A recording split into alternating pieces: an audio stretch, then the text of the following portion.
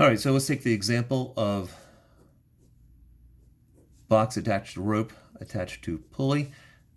Let's draw that a little bit better. I'm going to make this a 3 kilogram mass and make this a 5 kilogram mass. And let's go through the steps. This ground here is fixed, so we'll put the hash marks there in order to symbolize that it's fixed. Start out with a force diagram. So I've got my 3 kilogram mass, I have my 5 kilogram mass, I have my rope, and I have the pulley. Now we are assuming ideal rope and pulley. So there's no friction there, so I don't have to worry about breaking the rope up. That's something that will show up in a later chapter. And so now let's go through the forces. I have F tongue. Again, don't want to bring in friction quite yet. So mu sub S equals mu sub K equals 0. And so let's start out with, there's no friction. It's self-contained. I didn't introduce any additional forces into it as through the problem, so other is gone. Gravitational force, I always find the easiest, so I have the weight of 5, weight of 5, and then weight of 3, weight of 3. When I drew my force diagram here, I made the pulley part of the cliff here, and so therefore this is not separate from the ground, so it does not officially have weight. The rope itself is massless, so it does not have any weight, and so we're done with the gravitational force. Normal force requires contact, so I've got a normal force acting up here called y sub 3, and then down on the ground. Because the ground's pushing the box up, the box is pushing down on the ground. And then there's the normal force here from the pulley, which I usually label y sub p for pulley or y sub r for rope. You could also call it y sub 2 if you want.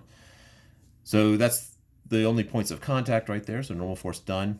And then tension, tension's at the end of the rope.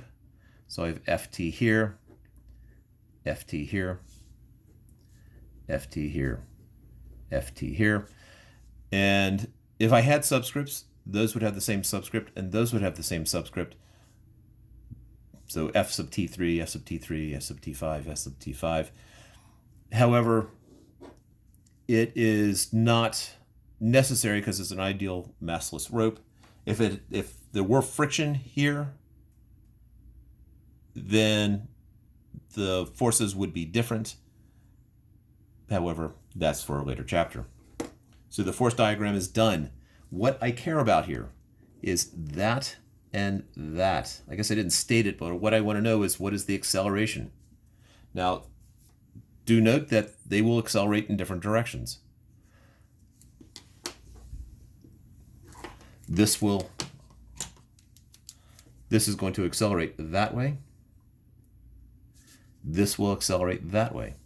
Now also notice I don't have subscripts here. I could put a sub 3 and a sub 5, but considering it's an ideal rope, as this one moves, and vice versa. So if that falls a meter, that moves a meter.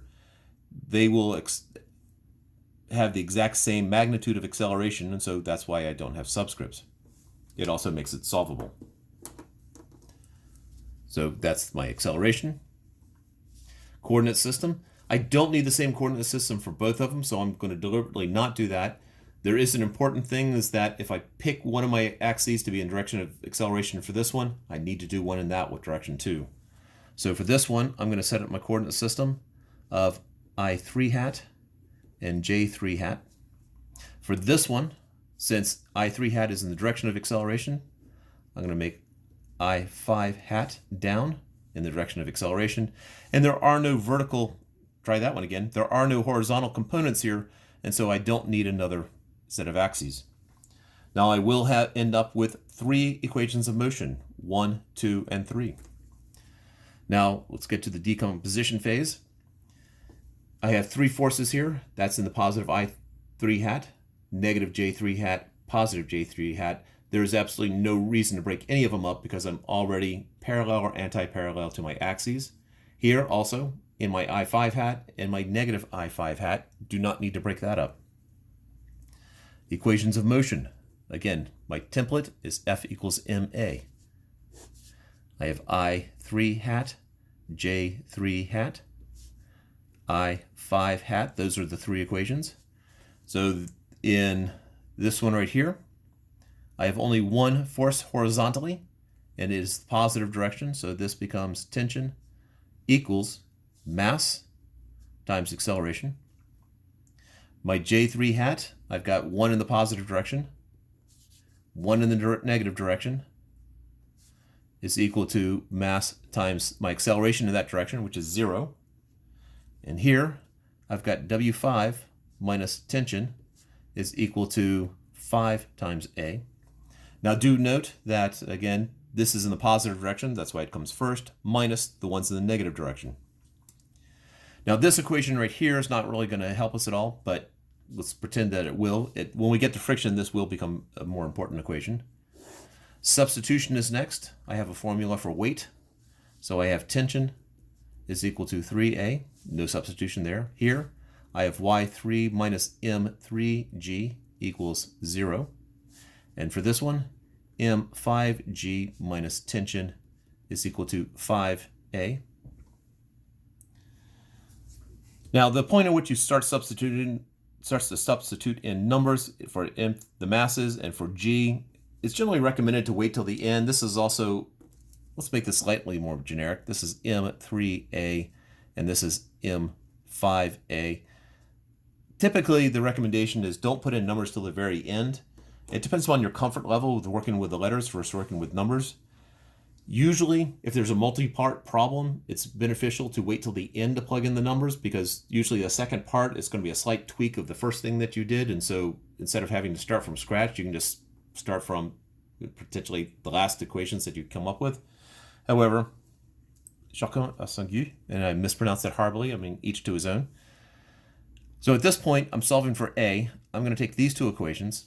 I have a formula. I have what Ft equals, and I have Ft right there. Now I could do substitution. I could take the M3 and plug it into that. Or I could just add these two equations, and that's my preferred method. It will save you, one step in this case. So I have Ft equals 3A, and then M5G minus Ft equals 5A. And I already started substituting in M3A, M5A. Then I add them together.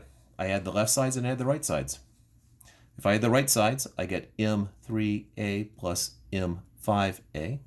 On the left side, I get M5G, and then I have tension and negative tension, which will cancel out. And so I'm left with M5G equals M3 plus M5 times A, factoring A out. And so A is equal to M5G over M3 plus M5. And now we can plug in. Let's assume it takes place on Earth. And so I have 5 times 9.8 divided by 3 plus 5. And this will be 49 over 8, which is 6.125. And now we put units back in. Again, my masses are in kilograms. My acceleration here is in meters per second squared. I'm going to end up with meters per second squared in the end. These are kilograms down here as well, so the kilograms will cancel out. And assuming I didn't make a mistake in the math, that is the answer. And because it looks like I'm slightly off screen there, let's cheat it up just a little bit. There we go.